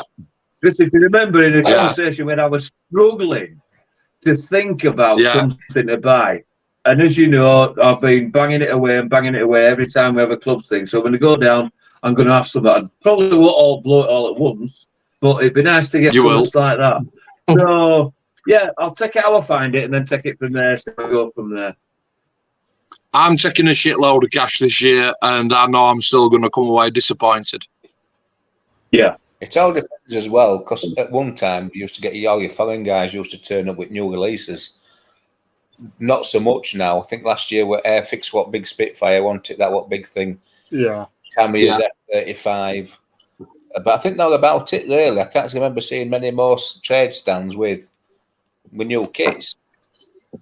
I think that's part of excitement, Mark, isn't it? That, you know, it's almost like it's the hearsay. It's you bump into people that you know through your social media aspects. And last year, I was talking to James Banff, and he said, and we were talking about this new Airfix Spitfire and one thing, and I'm like, yeah, you know, da-di-da-di-da. And he went, they've got it in, you know. And straight away, it's like, what? Oh, yeah, they've got it in down here. And we actually had a walk down, and you're like, and they built every variant that you get in the box. Mm. And even though, I mean, I said at the time, I'm not going to buy it now because I haven't brought enough money. But I did end up buying it, and it's over there. And what an absolutely fantastic kit it is. But as far as the Telford experience goes, I think from me, obviously, Mark, yours what RIAT. For me, my bucket, one of my bucket lists was to go to Telford. This is going to be 3rd year on trot that I've been, and I literally cannot wait. Yeah, really looking forward to it. James, back to comments. James says to Andy, Iron Bridge is about a 15-minute drive, Andy.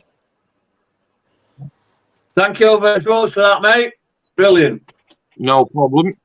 I'm going to skip one out because we're going to talk about that in a second. But Graham, who's been to club today, does say, does anyone know how to get to Telford without going on the M6 toll road? Well, yeah, I did it last year. Yeah.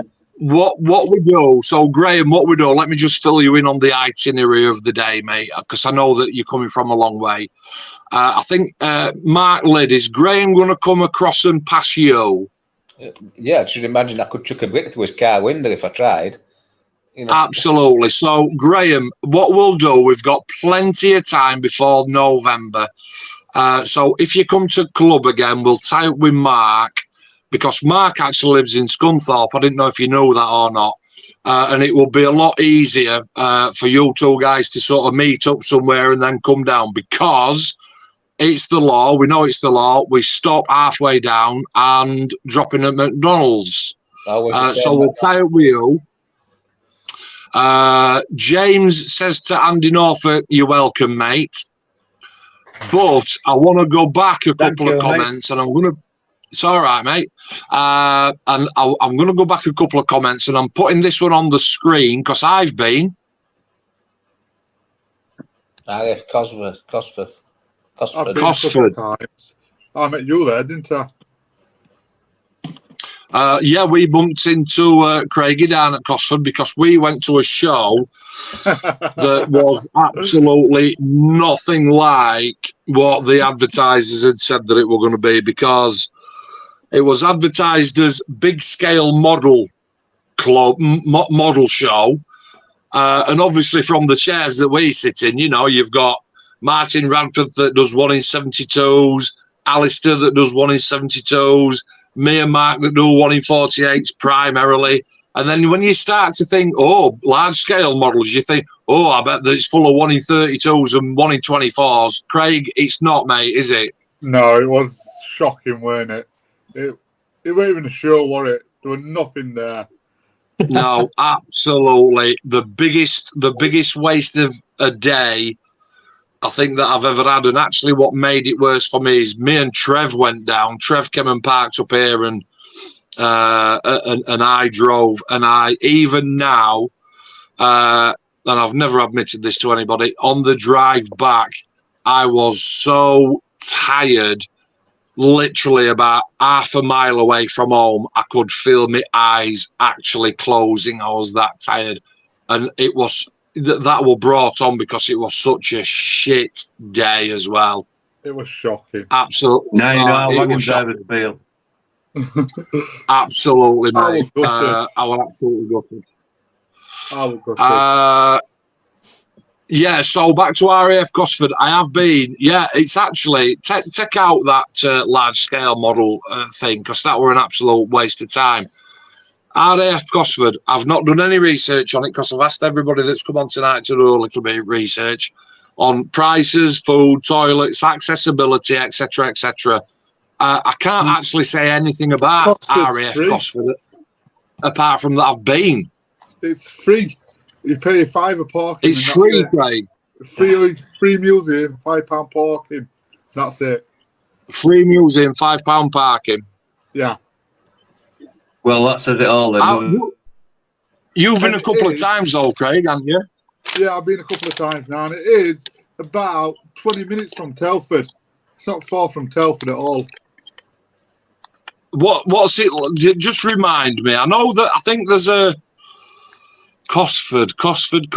Is the what's there? I can't even remember what's there. When you get into the car park, there's a Herc C130 in the car park, VC10 in car park. Yeah, a couple of others in car park. Then you go into the Cold War era where there's Vulcan. That's right. Victor, Valiant. We've got a bit of armour in there. Couple of Russian stuff. Couple of nukes. Nuclear missiles. We've got them stood up. So there's a good variant. Yeah. And now they've got Bravo November. The famous Chinook. That is in there now. Right. All right. Okay. One that flew at Falklands and then again in Gulf. It's done every conflict that the Britain's been in. That's been there. Really? All right. Yeah. It's a long way away, is RAF Cosford. I've been to the museum on a daily tour, and I've also been to the air show there for the daily tour because I think it's the home. Is it the home of the Jaguar down there, Craig? Yeah, I think it's a training school, isn't it? So yeah, Marky Bridge knows all about that. And Mark, if you're watching, pop a comment on. What made you based down there? Bridge, yeah, he wasn't based at Cosford. He was based at another one, but he did keep sort of like coming in and dipping his toe in, if you will. Okay. Right. Hobby Time says A5 all the way for me, no motorway. A5, I know the A5. That's the main Birmingham road, isn't it? Derby to Birmingham. Nobody knows. Is it? And then says, and just. Is that the 38? Yeah, straight down A38. 38's the main one. Yeah. 38's the main one. Yeah. But it makes absolutely no difference to me because what I say on the morning is I put the Derby McDonald's into the sat-nav. I meet Mark Liddell there, and then I always said to Mark, we'll follow you, mate. So I just put that in sat-nav, and that's it. We go where we go. Which is better than our first ever trip there when I went with Dave Housecroft and Bill, because you do get to a certain roundabout, Paul Pat, and get some of this, mate. And we started going round. I got my sat-nav on. Dave had got his sat-nav on in his car. Bill had got his sat-nav on his phone. and all 3 sat navs. First one went, take your first exit left. Somebody else's sat nav went, take your second exit left, and third one just weren't quick enough. So we went up the first one. That's a toll and road. we ended up doing a 38-mile detour. Oh. Is that what you tell them, Bill? Sounds like a thing out at Italian job, that. Mate, it was so funny. Say, Mark, is that That's what, Mark? Is that what you told them, Bill, were your dad? Yes, mate. Yeah, absolutely. So obviously, Bilwick walking stick, and we parked down in the disabled car park, and it's almost cringy, this story, but it worked a treat. We parked in the disabled car park because Bill's got his disabled car sticker. We didn't queue up with the main people at the door. We went in through the bottom entrance, and there were a bloke there, and he said, "Can I help you?" And I said, "Yeah, we've come for the show, mate." And he said, "Right, and who are you?" And Dave were an IPMS member at the time. And he said, "Have you got your badges?" And Dave went, "Yeah, I've got mine." And I said, "Well, I ain't got mine, but I'm here with my dad." Because we'd taken Bill down, and the bloke on the door went, "All right," and Bill went, "I'm not too steady on my feet, you know." And he said, "All right, well, you better come in then, you better come in." Unbelievable. Mate, I'll tell you what, I mean, do you know what? You know when you fart in a lift. I'm not saying that, obviously. You know when you fart in a lift and then you get out of the lift and people are still riding it going up. You know that they're inside lift going, "What the fucking hell's that?" And we just sort of like, we exited the lift, and all the way down to the front of the queue, we were like that. Oh, mate. Well, pissing us sends. So Cosford, been to Cosford, can't really tell if it's value for money. I know it's a long way away from us. There are some great aircraft in there. Where's my filters? There are some great aircraft in there, but I wouldn't be able to recommend it one way or another. Has anybody got any places? How long have we been going? Hour and 40, about 20 minutes left. If anybody on the comments has got any places that they think that we should go? I've got 2 I'd recommend, mate. 2 quick. Go on then, Mark. East Kirby in Lincolnshire, where they don't like taxis and all that. Right. I can't remember, probably between 10 and 15 quid a piece to get in, something like that. But loads to look round. Yeah, good museum, good old-fashioned kind of museum. And the RAF at Coningsby. If you want to go around where the Battle of Britain planes are kept, you know, the Lancaster and all the Spitfires. You go there, right. I can't remember, 10, 15 quid, something like that. You get a guided tour around the hangar and the planes. You get to see, no touching, obviously. But you get a nice guided tour around. There's a shop, a cafe, usual kind of thing, do you know what I mean? And you can also watch out quick reaction fighters, out typhoons taking off, stuff like that. All right. Out. You know what I mean? So, again, a good after. I wouldn't call them a day out. I'd call them a couple of hours apiece. Well, sorry, okay. Hours.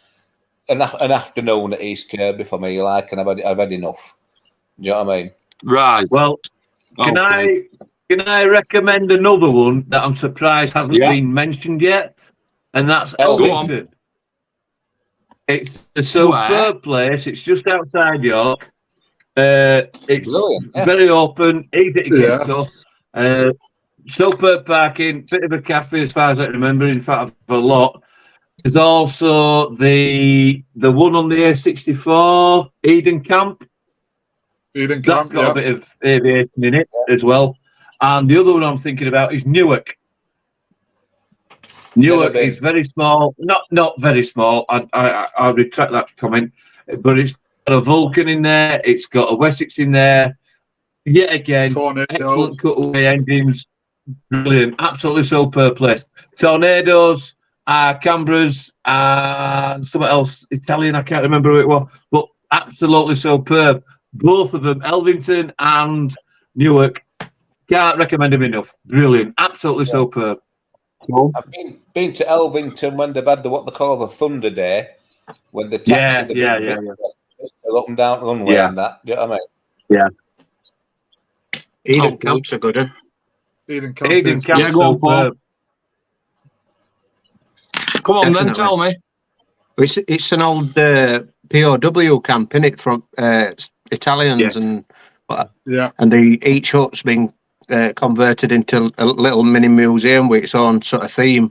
So you literally go in and out of these huts, and it ranges from, well, everything to do with Second World War, from information from how it happened to Holocaust, and there's even little trinkets and what have you that POWs have made out of just basically scratch built out of stuff, you know, and engraved tin from beef tins and corned beef tins and stuff like that. Yeah, I tell you what, it's moving, if I'm honest. And it's is it all real, Paul? Oh yeah, 100%. Yeah, it's not reproduction stuff, is it? It's what? No, it's not. Sorry.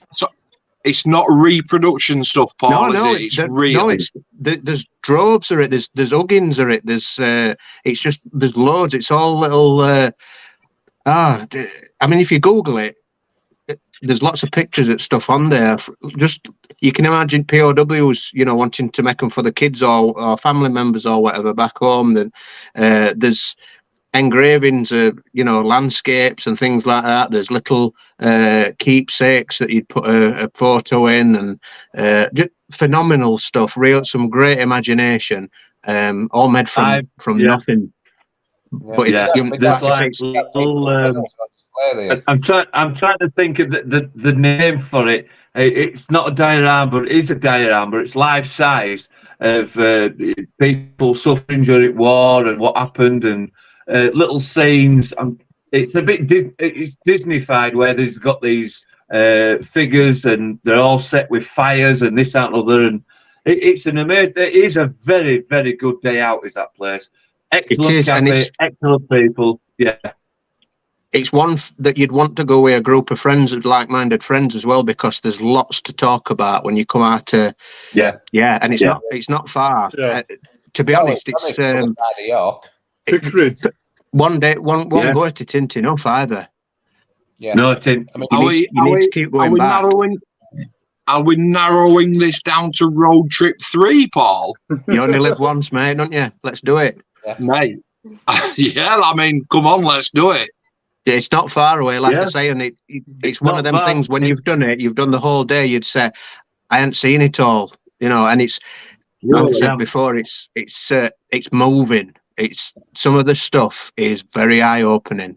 They've brought it up to date as well. They've done more modern as well now. They've gone up to Iraq and Afghanistan and brought some in for that as well. Oh, they're right. So it's not just Second World War then, but no, they have brought it forward a bit now. Cool, but the underlying theme is the fact that it is a POW camp. These huts were made by POWs, you know, and they're all original. And yeah, it's a fantastic day out. It is. It's a fantastic, brilliant. Yeah, Jane really enjoyed it. I'm surprised that we didn't mention that, because it's probably if you went to me, right, shall we go Warhammer World or Eden Camp? I go, Eden Camp, 100% every time. Really? Oh yeah. Wow. But it's not expensive. Well, we are still we're still in August 2023. We have booked our first official, just not modelling club trip for next May. To go down to Cambridge, but we'll definitely have to have a look at that then, Paul, for maybe in summer, mate. Eden Camp. Yeah, in summer. It's one of them where, you know, you could do it. Obviously, you don't need to organise transport like we are doing for Duxford. Everybody jump into each other's cars, like it's you know, it's not far really compared, relatively speaking. Definitely A64, so. No problem getting to it at all. All staff are in period costume as well. Really? And the cafe's really nice too. It's all homemade. Yeah. Okay. Back to comments. 3 comments to talk about. So Hobby Time says, They've got the instrument panel out of Guy Gibson's Dambuster Lancaster at East Kirby, and a B25 Mitchell as well. Lewis Dell Modelling says, have a guess on the tank progress, Paul. That's a bit of a we know all about that one, but listen, just we're gathering dust already. Yeah, absolutely. Yeah. Thanks to you guys for putting in the time and effort today for researching where we can go, and we've definitely answered. My hands are itching like shit. We've definitely answered the question, I think. Eden Camp, and then Gray's Models. It was a comment an hour and 10 minutes ago, but I've waited until now because obviously I wanted to do that segment. Graham says, good evening, guys, and thanks to Mark for the hairbrush tutorial today. Was driving back to the coast thinking about airbrushing. I call that a result. Yeah, 1-0 to airbrushing. I'm sure you said hairbrushing at first, though. That's a different thing altogether. Yeah, this is the only thing that I can brush these Something days. of which you've not got that much experience, not as much as airbrushing anyway. Do you know what? Listen, when I was 17, I had an absolutely gorgeous head of hair. And my girlfriend at the time, I'm not going to mention her name, even though I can remember it, said, I can't see you no more because my A-levels are coming up. So I went and shaved all my hair off and it never grew back. Really? True story, that. Did you look good in a bikini back then as well, Mark? I did. Graham's Model says, hi, guys. I've listened to, I think it's Paul. Thanks. Paul, thanks. Talks about sci-fi. I think that's Paul, Pat, you in the middle. I think his voice is great. With all best intentions, he reminds me of Billy Casper from Kes when he explains about his what? He's getting. I think he's run out of text when he explains about his kestrel. I think it is. Is that right? Yeah, I remember. Yeah. You must have seen Kes. I think she should have said. I think the comment was his voice is grating, not great. That's what I think. Sorry, I missed all that word. Who is it that's enjoying my dulcet tones? Graham, that's been to club today from Cleethorpes, mate. It's funny because obviously when you're down at club, I mean, we all know each other now, but we all have to sort of like back each other's names up with some kind of explanation. So when you say, oh, you know, so-and-so's won the competition today from STS Models, who's done that? Graham from Cleethorpes. And you automatically start adding little things in just to sort of like make sure everybody knows who you're talking about. Cleethorpes Graham. Yeah. Cleethorpes Graham. Gray's Models. Are we going to have a guess then where Lewis Dell Modelling, a proper guess on where Lewis is up to on his tank? Let's go around the room. Craig, where do you think he's up to? I think he's got tracks to finish off and that's it. Tracks to finish off and that's it, Paul Patton? I think it's running. I think it's belching smoke out as we speak. Rooster. He's converted it to run on vegetable oil and everything. He'll have done this and gone, yeah, done. Next. So it'll be on a pile of completed kits somewhere in the corner, bless him. Where do you think he's up to, Mark? It's completed apart from paint. Just needs painting. Just needs painting. I'm going to go one step further. I think it's built and primed. So Gray's Model says about his kestrel. Yeah, we figured that out, Graham, mate. Lewis, if you're still watching, if you can update us on where you are with the tank. I'm guessing built and primed. Yeah, you can put us out of our misery. It's now part of an almost life-size Kursk diorama. He's recreated the full. In fact, he's recreated Operation Barbarossa in his backyard. Here we go. What's it put? Oh, bless him. It's put Craig is correct. Just got to build the rest of the tracks tomorrow. and then paint it in Tamiya XF65 Field Grey. Bless him. Which tank is he talking about, Paul? Is he talking about the tank that he got off you, the Dragon kit? Today, yeah. Today. The T-34, Russian T-34. T-34. He got it off you today? Yeah. And it's ready for paint already. And it's ready for paint. Bloody hell. That man's put a shift in. What would you give to be 15 again? No, thank you. It depends if I got to go through all that again, or I could go back knowing what I know now. Yeah. I think the funniest thing with young Lewis is he's just sent you a picture. He says, Paul, I think the funny thing that I'm waiting for, and Paul, you'll completely get this one, is I'm waiting for him to find beer and girls. The Harry Enfield teenage thing where Lewis is a young lad now, building tanks, going to bed and waking up next morning. But one of these days he's going to wake up and his mum's going to say, morning. And Lewis is going to go, no. Yeah, there's going to be Kevin there. Yeah. There's going to be Kevin there, yeah. He's going to bring Perry to club and everything, isn't he? Yeah. Lewis, if you're watching, mate, you need to go onto YouTube, not now, obviously. Yeah. And type in. Clue what we're talking about. No clue. He needs to go watch that. Yeah, yeah. As long as you don't find beer and girls and ditches, we'll be all right. Very much so. Type in Harry Enfield teenager and find that clip because it's absolutely hilarious. But take from this what you will. At Lewis's age, I was listening to Black Sabbath and making models, and Lewis listens to Black Sabbath and makes lots of models. So, you know, he's a winner. Looking like you. Well, Craig says he's a winner. I said, well, that's him buggered then. Yeah, there's going to be a steady decline. Yeah. He says, Lewis says, don't forget Iron Maiden, Paul. Oh, wow. You know, like you do. Okay. Right. What time is it now? It's 21:56. We're coming up to 2 hours. We're just about wrapping it up. Any last words? Go on. Round the room first. Mark Lid, any last words? Don't matter where you go. Just make sure you go with some mates and enjoy it.